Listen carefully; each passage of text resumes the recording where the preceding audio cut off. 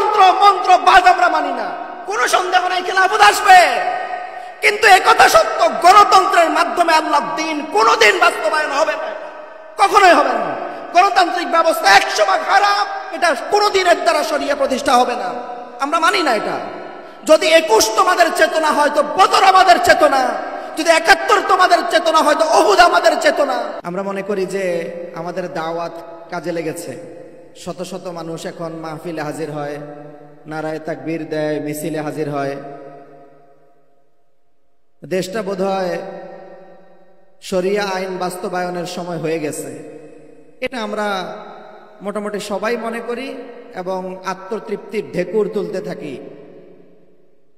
কি ভাই, আজকে সিরাত প্রদর্শনীতে, সিরাত কনফারেন্সে আমরা এসে এর আশেপাশের পরিবেশ দেখে আমরা কি মনে করছি?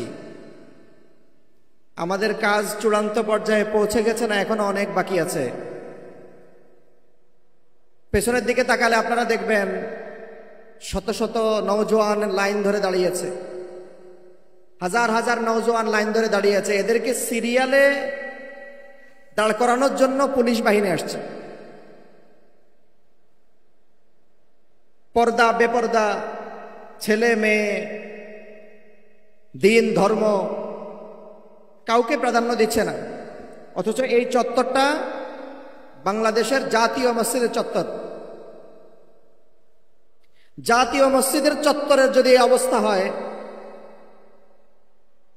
জাতীয় মসজিদের প্রাঙ্গণের হালত যদি এই হয়, আন্তর্জাতিক বই মেলা নাম দিয়েছি, তার প্রাঙ্গণ যদি এমন হয়, বলেন তো আমাদের মিশন শেষ হয়েছে না এখনো শুরুই হয়নি?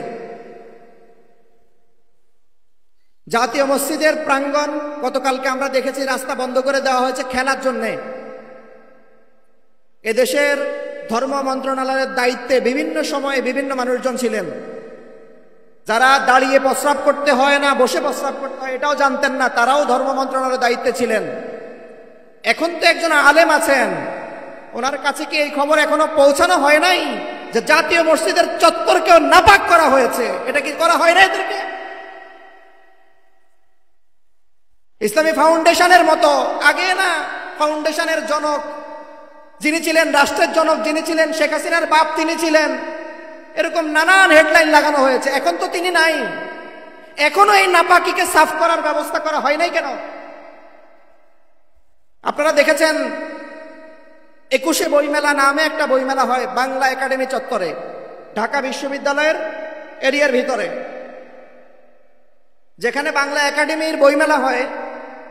ওখানে একটা প্রাঙ্গণকে আলাদাভাবে উন্মুক্ত রাখা হয়, প্রতিদিন নাচ গান সিনেমা বয়ান বক্তৃতা, প্রতিদিন পুরো ফেব্রুয়ারি মাসের 28 দিন ওই প্রাঙ্গণ উন্মুক্ত থাকে নাচ গান সিনেমা করার জন্য। কারণ ওই বইমেলাকে উজ্জীবিত করতে হলে কিছু ঢংঢাং না করলে তো মানুষ আসবে না। শুধু বই কিনতে গিয়ে মানুষ আসবে নাকি? তো বই কিনতে মানুষ আসুক আর না আসুক, বেহায়াপনা বেলেল্লাপনা করার জন্য কিছু মানুষ এসে ওই প্রাঙ্গণে হাজির হয়। আজকে আমাদের এই বইমেলার নাম দেওয়া হয়েছে আন্তর্জাতিক বইমেলা। এই বইমেলার কোনো একটা প্রাঙ্গণকে সিরাতের জন্য আলোচনা হবে, এটার জন্য ভাড়া নিতে হয়। আপনারা কি ব্যাপারটা বুঝতে পারছেন তো ভাই? সিরাতের উন্মুক্ত আলোচনা হবে, ইসলামী বইমেলার প্রাঙ্গণ ভাড়া নিতে হবে কেন ভাই? এটা কি উন্মুক্ত চত্বর 30 দিনের 25 দিনের 30 দিনের সিরাতের আলোচনার জন্য উন্মুক্ত করে দেওয়া যেত না? কারণ এটা একটা দায় সারা গোছের একটা আয়োজন করা হয়েছে, যে কোনো রকমে সারা গোছের একটা আয়োজন। কারণ কয়েক মাস পরেই ফেব্রুয়ারি আসবে, সেখানে আমরা পূজায় যেরকম গিয়ে গিয়ে আমাদের সেজদা দিয়ে আসছি, আমরা পূজায় গিয়ে যেমন আমাদের ইমানকে বিক্রি করে আসছি, এরকম করে ফেব্রুয়ারির বইমেলায় গিয়েও আমরা আমাদের ইমানকে বেঁচে আসব, যেন সেদিন হুজুররা তাদের কোনো আলাদা কোনো আর্গুমেন্ট তৈরি করতে না পারে। যদি সেটাই না হয়ে থাকে, এই বইমেলার চত্বর এরকম প্রাণহীন হবে কেন? অথবা যদি এই বইমেলা যে চলছে, এটা কি গতকালকে ঘোষণা হয়েছে? কি ভাই, বইমেলা হবে এটা কি গতকালকে ঘোষণা হয়েছে? যদি গতকালকে ঘোষণা হয়ে না থাকে, তাহলে খেলার জন্য আলাদা কোনো গেট কেন উন্মুক্ত করা হলো না? আমরা আমাদের ব্যর্থতা 3 জায়গায়। আমরা সিরাতকে ব্যক্তিগত পর্যায়ে আমল ইবাদতের ক্ষেত্রে, তাসবিহাতের ক্ষেত্রে যতটা ব্যবহার করছি, সামাজিকভাবে ততটা ব্যবহার করছি না, এবং রাষ্ট্রীয় পর্যায়ে সেটাকে পৌঁছানোর কোনো ফিকির করছি না। ফলে আমাদের তসবিহ, আমাদের নামাজ, আমাদের জিকির, আমাদের সালাম দেখে আমরা বড় তৃপ্তির ঢেকুর তুলি যে সিরাত তো বাস্তবায়নের সময় চলে আসছে। বরং এটাকে রাষ্ট্রীয় পর্যায়ে পৌঁছানোর ফিকির না করা হলে এই বইমেলার চত্বরও আল্লাহ না করেন নাপাকি দ্বারা কলুষিত করে ফেলবে তারা। এই চত্বরটা বাইতুল মুকাররম জাতীয় মসজিদের চত্বর। এই চত্বরে যদি নামাজে যাওয়ার জন্য মসজিদের গেট বন্ধ করে দিতে হয়, নামাজ থেকে ফিরে বইমেলায় মানুষ আসবে, গেট বন্ধ করে দেওয়া হয়েছে, ঢুকতে দেওয়া হয় নাই। এটা থেকে আপনারা কি মেসেজ পেয়েছেন ভাই? খালি ফ্যাসিস্ট তাড়াইলেন সিরাত বাস্তবায়ন হয়ে যায়, না খেদমত এখনো অনেক বাকি আছে? ভাই, আপনাদের কাছে আমাদের বলার বিষয় হলো, পেছনের দিকে তাকিয়ে দেখেন, শত শত নওজোয়ান, শত শত উন্মাদ, নেশাগ্রস্ত এই মানুষগুলোর কাছে আমরা সিরাতের আলো কিভাবে পৌঁছে দিব? আমরা বড় আবেগী জাতি, আবেগ, এই আবেগী জাতি হওয়ার কারণে সিরাতের মূল মেসেজটুকু কারো কাছে আমরা পৌঁছে দিতে পারি নাই। আজকে সিরাত প্রদর্শনী থেকে আমি আপনাদের কাছে অনুরোধ করতে চাই, যদি আমরা আমাদেরকে কল্পনা করি, চলেন 1500 বছর পেছনে চলেন, রাসূলুল্লাহ সাল্লাল্লাহু আলাইহি ওয়াসাল্লাম সামান্য কিছু মানুষজনকে নিয়ে মক্কাতুল মুকাররমা থেকে হিজরত করে মদিনাতুল মুনাওয়ারায় গেছেন। হুজুর সাল্লাল্লাহু আলাইহি ওয়াসাল্লাম শুনতে পেলেন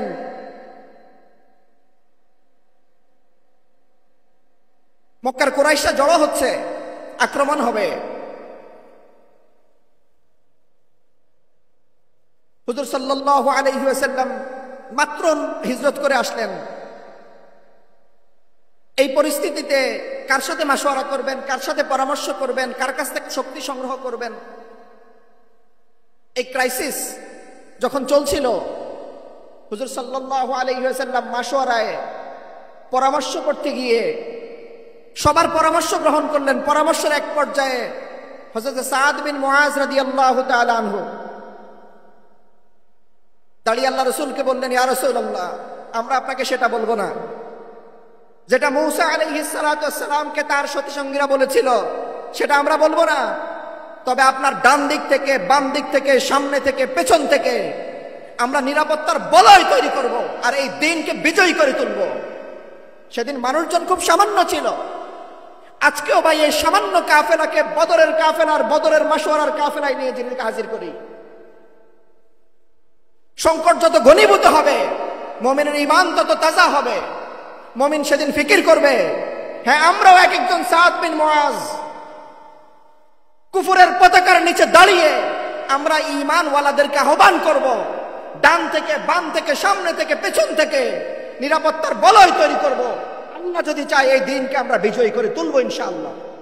এই ফিকির, এই চিন্তা কোন একজন মানুষের দিল একটা সুপ্ত বীজ তৈরি করে। এটা সিরাত প্রাণবন্ত আহ্বান, সিরাতের প্রাণবন্ত আহ্বান এটা, যে আল্লাহ দিনকে আমরা বিজয়ী করে তুলব। আল্লাহ দিনকে বিজয়ী করে তুলতে নেশা লাগে ভাই, এটা নেশা লাগবে। বদরের প্রান্তে যুদ্ধ হবে। হুজুর সাল্লাল্লাহু আলাইহি ওয়াসাল্লামের কাছে যে দ্বীন আসছিল, এ দ্বীন অধপতিত হওয়ার জন্য আসে নাই। ওয়াল্লাযী আরসালা রাসূলাহু বিল হুদা ওয়া দীনিল হক লিইয়ুযহিরাহু আলা দ্বীনি কুল্লি, সমস্ত দ্বীনের উপরে বিজয়ী হওয়ার জন্য এসেছিল। এ দ্বীন বিজয় হতে গেলে কিছু মানুষের ভিতরে এমন একটা চেতনা লাগবে, যে চেতনার স্পুলিংয়ের কারণে গোটা দুনিয়ার সমস্ত কুফর মিটে যাবে। তাগুতের ব্যাপারে আমাদের আহ্বান লাগবে। বদরের ময়দানে আবু জাহেলের মতো দুরাচার, আবু জাহেলের মতো নাম্বার 1 কাফের, তাকে কতল করার নেশা তৈরি হয়েছিল দুই নাবালেকের ভিতরে। তাকে শেষ করে দিবে। এই নেশা তৈরি হয়েছে দুই নাবালেগের ভিতরে। এটা নেশা। গোটা দুনিয়ায় দিনকে বিজয়ী করার যে নেশা আমাদের ভিতরে থাকা দরকার, আমরা সিরাতের এই নেশা দিনের ভিতরে তৈরি করতে পারিনি। হুজুর আকরাম সাল্লাল্লাহু আলাইহি ওয়াসাল্লাম গোটা দুনিয়ায় মানুষের কাছে এসে না মানুষকে সম্পদের দিকে, না মানুষকে ক্ষমতার দিকে, না মানুষকে লোভ আর লালসার দিকে আহ্বান করেছিলেন। মানুষকে আহ্বান করেছিলেন দিনের দিকে, যে একটা দিন যখন কোনো সমাজে বিজয়ী হয় তো সেখানের মানুষ আর অভুক্ত থাকে না। আজকে গোটা সমাজের ভিতরে এতগুলো ক্রাইসিস মোকাবেলায় আমাদের না কোনো পরিকল্পনা আছে, না কোনো পদক্ষেপ আছে। এজন্য ভাই, আজকে সিরাতের এই প্রাণবন্ত আয়োজন থেকে আপনাদের কাছে আমার আবেদন এতটুকু, আসেন ভাই আমরা ওই সমাজকে তৈরি করার চেষ্টা করি যে সমাজের মানুষের দিলের ভেতরে এই দিনকে বিজয়ী করার নেশা তারা লালন করবে। আল্লাহ দিনকে দুনিয়ায় প্রতিষ্ঠা করার নেশা লালন করবে। দুনিয়ার প্রতি ইঞ্চি ইঞ্চি জায়গাকে নিরাপদ করে দেওয়ার নেশা লালন করবে। এই সমাজে আরো কিছু আবু উবাইদার দরকার আছে। এই সমাজে আরো কিছু সাদ বিন মুআজের দরকার আছে। এই সমাজে আরো কিছু উসামা বিন লাদেন রাহমাতুল্লাহ আলাইহির দরকার আছে। যদি না হয় এই সমাজের তাগুতের দিলে ভয় ধরানোর মতো ঈমান আমাদের লাগবে। ভয় ধরানোর মতো ঈমান। তাসবিহাত, দোয়া, এগুলোর দ্বারা তাগুতের দিলে ভয় তৈরি হয় না। তাগুতের দিলে ভয় তৈরি হয় উসামা বিন লাদেন রাহমাতুল্লাহ আলাইহি, মোল্লা ওমর রাহমাতুল্লাহ আলাইহির মতো, সিংহ শার্দুল জলমানবের মতো এমন ঈমানওয়ালা মানুষের দরকার হবে। এটা আসমান থেকে জিবরাইল এসে নাযিল যাবে না, কাউকে বানিয়ে দিয়ে যাবে না, বরং আমাদের মধ্য থেকেই এমন আরো এক মর্দে মুজাহিদ তৈরি হইতে হবে। আজকে আমাদের ঈমান আমাদের মধ্যে সীমাবদ্ধ। আমাদের ঈমানকে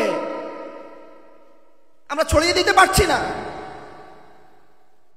কখনো রাষ্ট্র ক্ষমতা, কখনো সামাজিক অবস্থা, কখনো ব্যক্তিগত হালাত, এই সবগুলো আমাদেরকে মাসুর করে রেখেছে।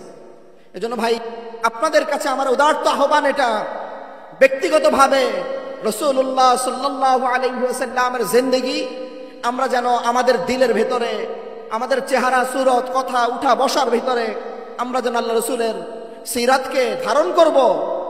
এই সিরাতের বাস্তবায়ন সমাজে, এই সিরাতের বাস্তবায়ন রাষ্ট্রেও তৈরি করতে হবে। আপনারা বলেন, এই সিরাতের বাস্তবায়ন না থাকার কারণে যখন পূজা হয় তখনও আমরা সেখানে থাকি, যখন নামাজ হয় তখনও সেখানেও থাকি। আমরা আবার স্বপ্ন দেখি যে আমাদের দেশে মন্ত্রী তিনি হবেন, রাষ্ট্রপতি তিনি হবেন, যিনি জাতীয় মসজিদের খতিব হবেন। দেখছেন নি অবস্থা আমাদের?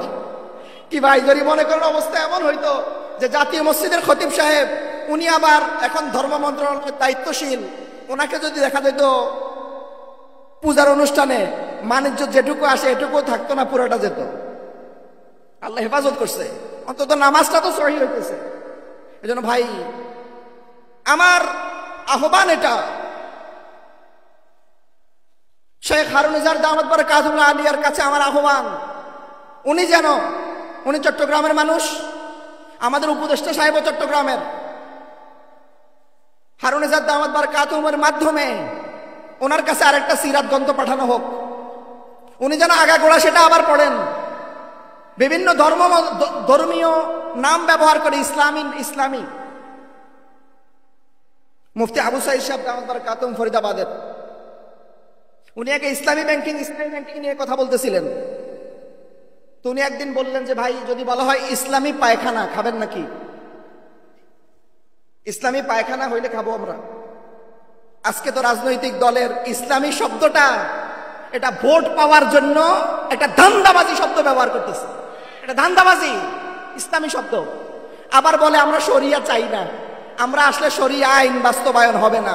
তোমাদেরকে মডারেট ইসলাম বাস্তবায়ন করতেও দেওয়া হবে না ইনশাআল্লাহ। সিরাতের আলোয় উদ্ভাসিত এ সমাজ কোন মডার্ন ইসলাম, কেচি দিয়ে কাটা মওদুদিবাদের কোন ইসলাম এই সমাজে বাস্তবায়ন করতে আমরা দিব না ইনশাআল্লাহ। কোন তন্ত্র মন্ত্র বাদ আমরা মানি না। আল্লাহ যদি চান